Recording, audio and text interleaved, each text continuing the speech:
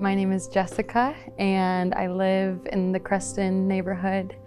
I've lived here since 2021, but grew up around the area for most of my life. And I have two children, Wesley and Willow. For me, it began in 2022. My family started experiencing different financial, unexpected and unforeseen circumstances. My husband lost his job in spring of 2023 due to severe mental illness and other issues within the home. Me and my kids had to leave our home unexpectedly for fear of our safety. And so for the first time was on our own and living life in a way that I never expected or anticipated for myself and my kids. I was working just a small part-time job at another church in this neighborhood at the time, and so my paychecks were barely meeting the needs that I had, and especially just the extra expenses like diapers and clothes and other things. And through St. Al's, they connected me with Amanda. I love working with Jessica because she's so sweet and so kind every time she comes in. She's such a good mom. She's come in with her kids before, and you can just tell that she really loves them and is taking good care of them. And so I just love being able to help her out, you know, a little bit with the material things that the kids need. Coming to St. Gianna's was a totally different experience where I would say it felt very welcoming and like just you feel like you're shown dignity when you come in. And I think for myself and for other women who are in different circumstances where we're needing help with meeting our needs, it's hard to come to places like this. And so coming to St. Gianna's was just a beautiful experience because it's set up like a store, so you feel normal coming in and shopping even though you're not shopping. And I think just being able to like choose the clothes for your kids, knowing what you like and what your kids like.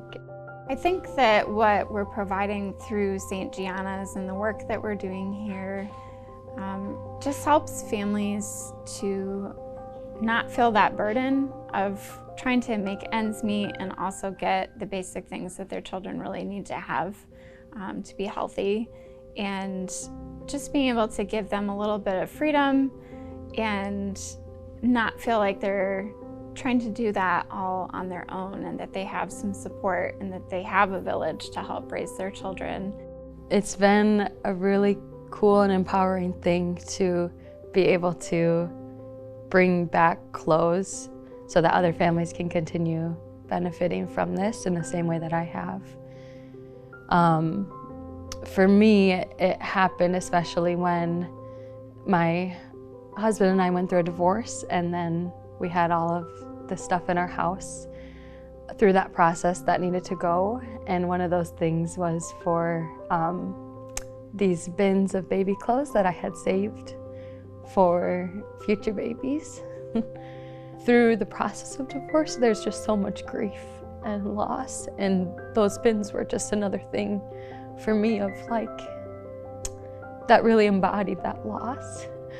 But then it was really redeeming, I think, and healing to realize that I could bring the clothes here and that even though my own kids weren't going to wear those clothes anymore, that they were going to something that I've been personally blessed and touched by, and can go to other kids who need them and will wear them and look cute and beautiful in them in similar ways that my own kids did. So that specific time, I brought back a whole car full of donations, and I don't think Amanda knew it, but it was really a meaningful time for me and a significant time just to see those clothes pass on in a way that brought a lot of closure and healing to myself.